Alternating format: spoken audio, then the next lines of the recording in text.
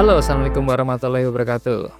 Kali ini Mimin akan bawain berita yang mungkin agak berbeda dari biasanya, dan Mimin bakal recap selama jeda musim MotoGP.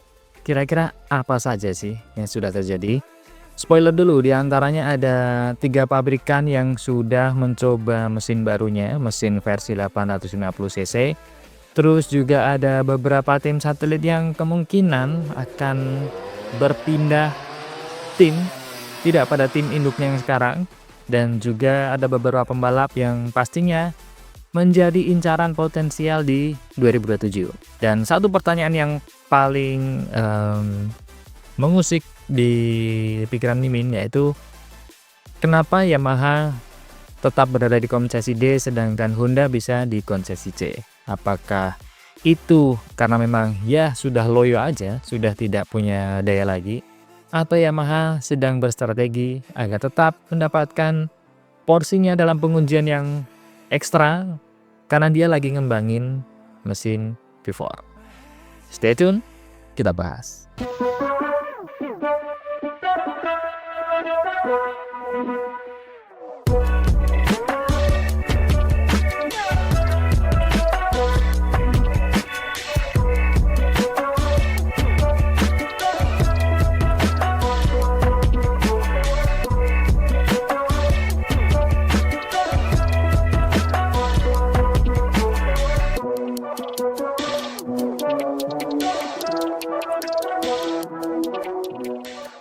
Ya, yang pertama kita langsung ke Yamaha dulu.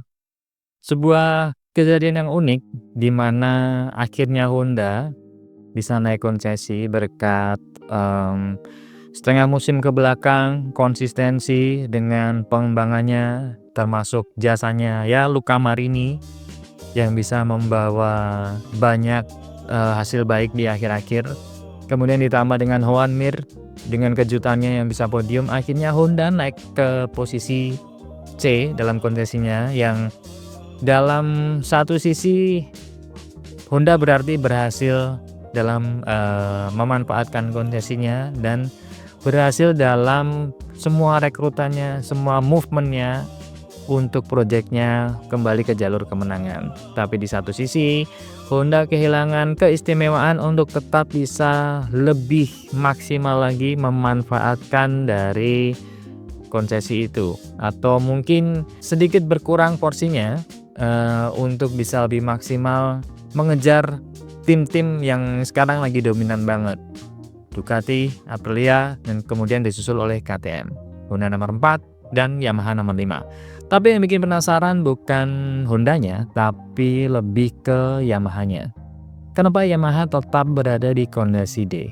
Apakah memang Yamaha sudah sebapuk itu atau sudah seloyo itu?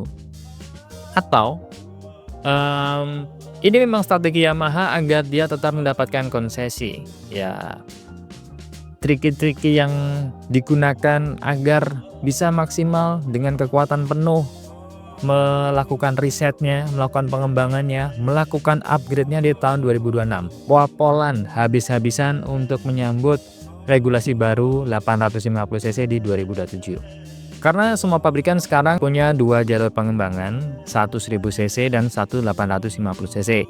Di mana tim-tim yang sudah matang tentu tidak akan mengembangkan 1000 cc-nya lagi, di mana itu sudah freeze sejak tahun kemarin, dan dia fokus mengembangkan 850 cc yang akan digunakan di musim depan. Tapi berbeda dengan Honda yang baru saja naik, kemungkinan dia masih akan melakukan improvement sedikit saja untuk 1000 cc-nya.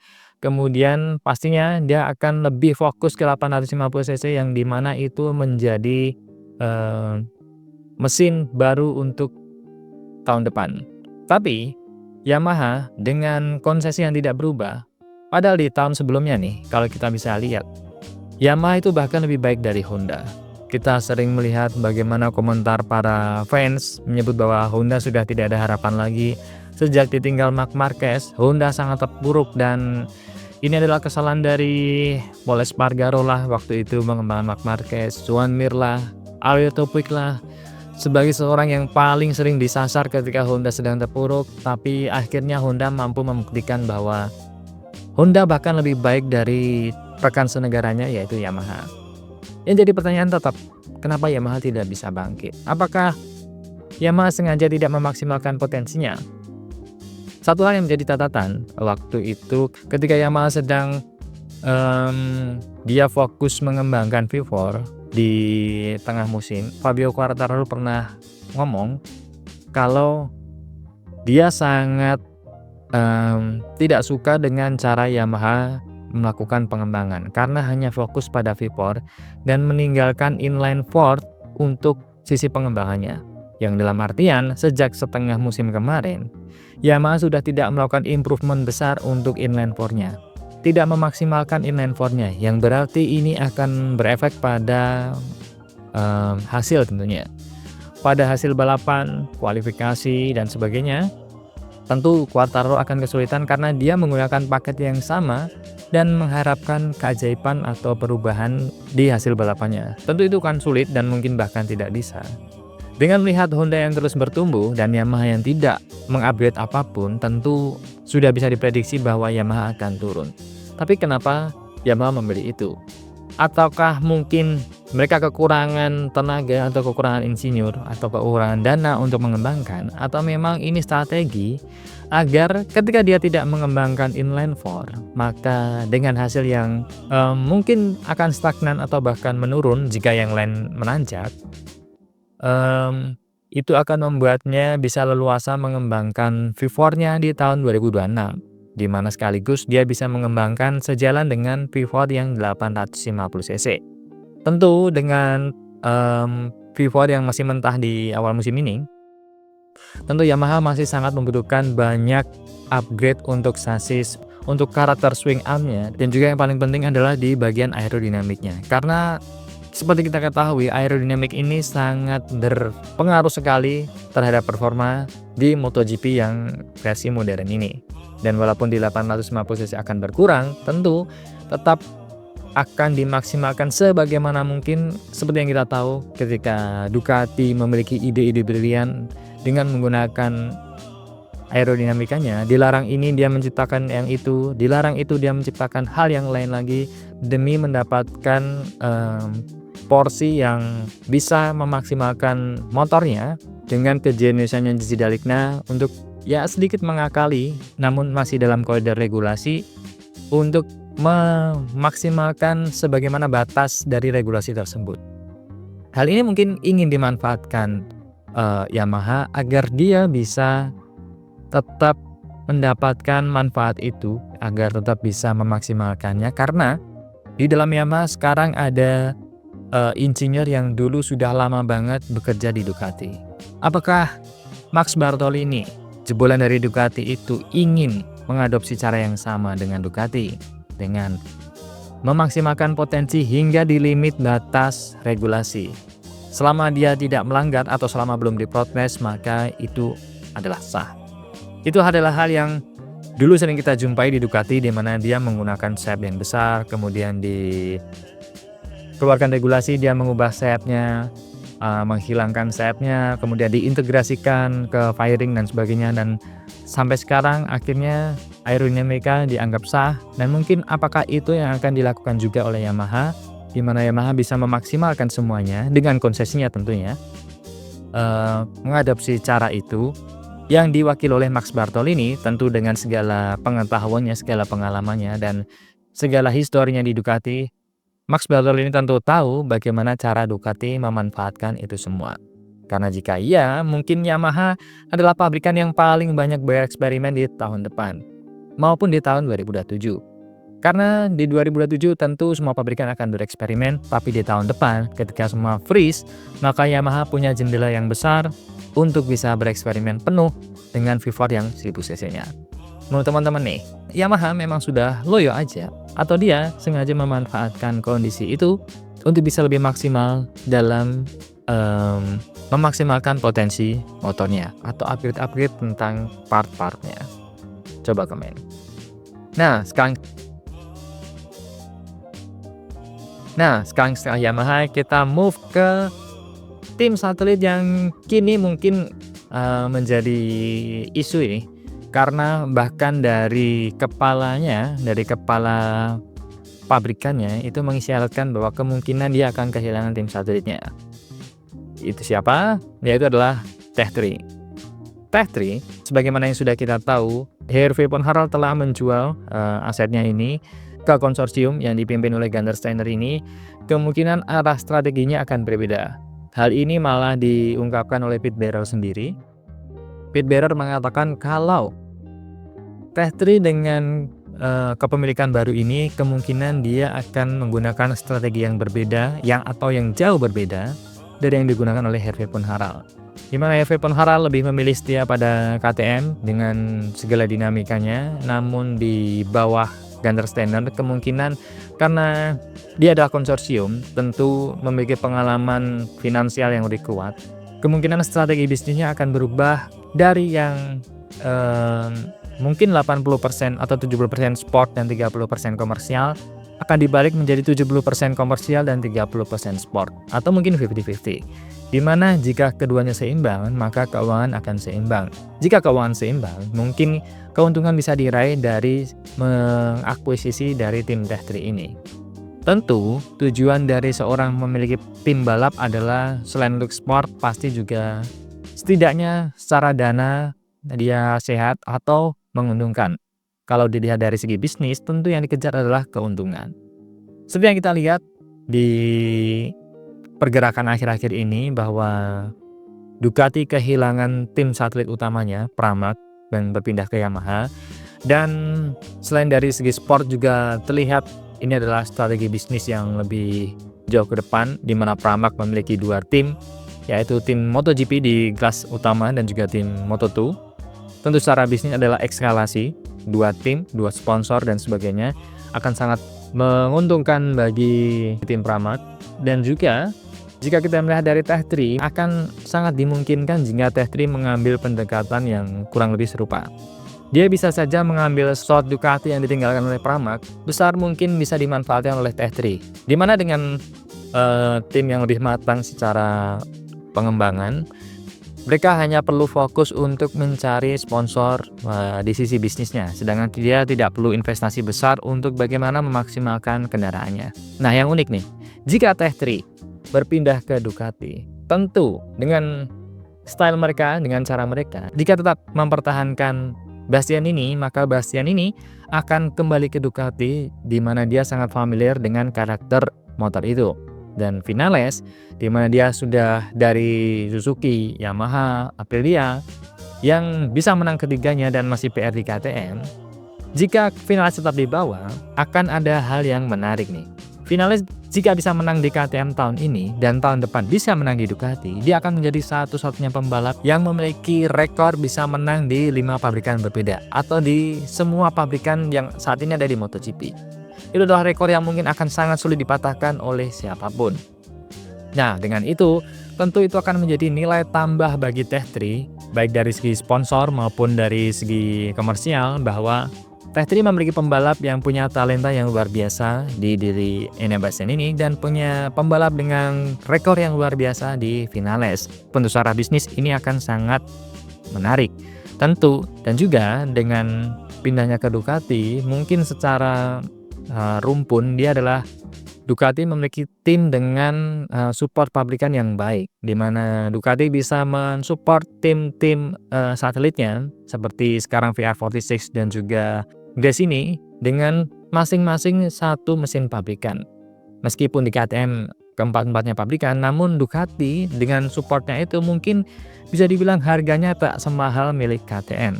Dan dengan hal itu mungkin Gunther Steiner ingin membuat tim ini menjadikan bisnis yang menguntungkan. Dengan Tech3 yang sudah diperkuat oleh Pete Bearer, mungkin dia akan berpindah.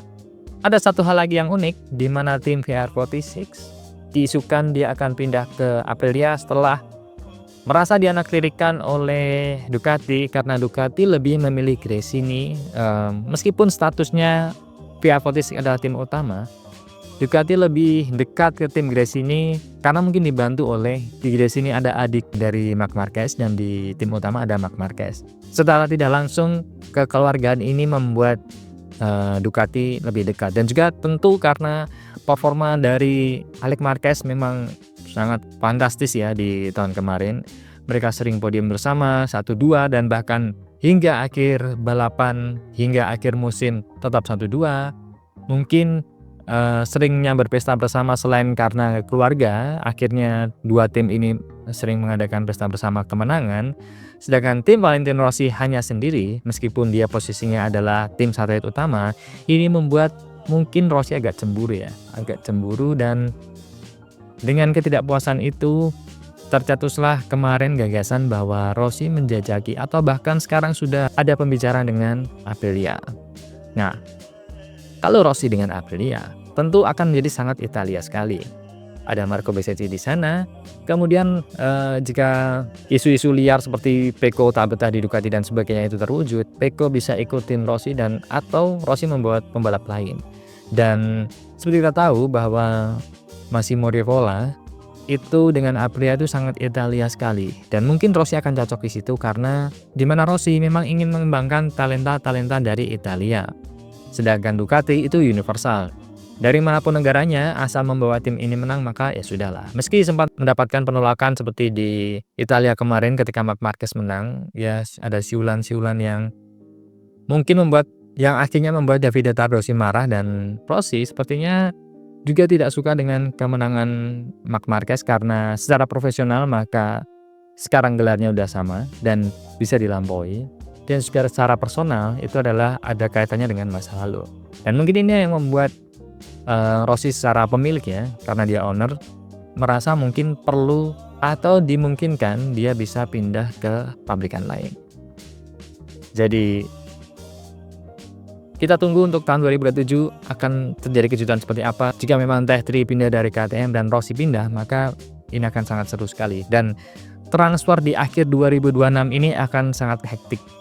Selain tim, tentunya pembalap juga akan transfer. Nah, sekarang nih, pembalap-pembalap mana aja yang diisukan akan pindah? Pertama, isu yang sudah kita tahu sebelumnya bahwa Fabio Quartararo merasa sudah sangat tidak betah di Yamaha jika performa yang terus seperti ini. Tapi dengan trik Yamaha yang digunakan di tahun ini, kemungkinan Fabio Quartararo masih akan bisa bertahan jika Yamaha mampu menunjukkan bahwa ini adalah motor pemenang. Tapi selain itu, Yamaha sudah memiliki Toprak sekarang. Mungkin tidak terlalu takut jika Quartararo pergi, karena dari segi pemasaran Toprak lebih oke untuk Yamaha. Karena Yamaha memang sangat besar di pasar Asia, di mana Toprak sangat terkenal di Asia. Mimin kemarin sempat salah mengatakan bahwa Toprak berasal dari Asia. Maksud Mimin adalah Toprak sangat terkenal di Asia. Oke, selain itu, jika Quartararo tidak jadi pindah, maka ada potensial kedua yaitu Pecco Bagnaia yang diisukan jika terus menjadi nomor 2 dan tidak tersolusikan dari Ducati. Kemungkinan Pecco akan dibawa timnya Rossi menuju Aprilia. Morbidelli akan pensiun, dan satu pembalap lagi yang masih dari incaran dari tim PR46 adalah Pedro Acosta. Di mana Pedro sangat ingin menang, Pedro sangat ingin bisa duel dengan Marc Marquez secara head to head. Tentu dengan keinginannya itu, dia tidak bisa bertahan di KTM jika KTM terus hanya maksimal seperti ini. Jika Pedro Acosta tidak menemukan kecepatan di KTM atau apa yang dibutuhkan, maka bukan tidak mungkin dia akan berpindah ke Aprilia ataupun ke Ducati. Karena seperti yang kita tahu, jika Marco Bezzecchi yang bisa kita bilang mungkin skillnya di bawah Marc Marquez, jika kita lihat dari segi pencapaian, ya bisa sangat terlihat jika Bezzecchi memang di bawah Marc Marquez. Dengan perbandingan antara Bezzecchi dan Marc Marquez, dan Bezzecchi bisa mengimbangi dari Marc Marquez, maka bisa disimpulkan adalah motor Aprilia sekarang ini secara kecepatan gila. Dia sangat stabil, dia sangat balance, dan dia bahkan lebih baik dari Ducati CP25 yang kadang di satu sirkuit kencang, kadang di sirkuit lain dia tidak terlalu. Meskipun dia bisa diamankan oleh skill dari Marc Marquez. Tapi Aprilia setengah musim ke belakang sangat konsisten sekali dengan Marco Bezzecchi. Sekali lagi, jika dilihat dari pencapaiannya masih di bawah Marc Marquez. Tentu, ini bukan perkara talenta, tapi di GP modern ini bisa lihat bahwa sekarang pabrikan ini sedang berlomba-lomba membuat motor yang cocok dengan pembalap dengan karakter seperti apapun. Contohnya di Ducati. Pecco dengan Ducati sebelum era Marquez Pecco sangat cocok dengan Ducati. Tapi tidak hanya Pecco, Martin juga cocok. Dan banyak pembalap yang bisa cocok dengan karakter Ducati. Ketika pembalap cocok dengan motornya, maka skill, jika kita bilang sekelas apapun, jika sudah match, ya udah match saja. Dia bisa maksimal bawa motornya. Namun, beda halnya ketika Marc Marquez masuk. Marquez memiliki pengalaman yang sangat luar biasa dan juga skill yang mungkin kita bisa bilang berbeda kelas. Dan dia bisa merasa cocok dengan motor apa saja yang kompetitif. Nah, dengan karakter kecocokan ini, mungkin ini yang sedang terjadi di Aprilia. Ketika Aprilia sudah cocok dengan karakter dari Besetti, maka dua kombinasi ini adalah kombinasi yang bisa dibilang sangat potensial untuk bisa memenangkan kejuaraan, baik kejuara seri maupun kejuaraan dunia.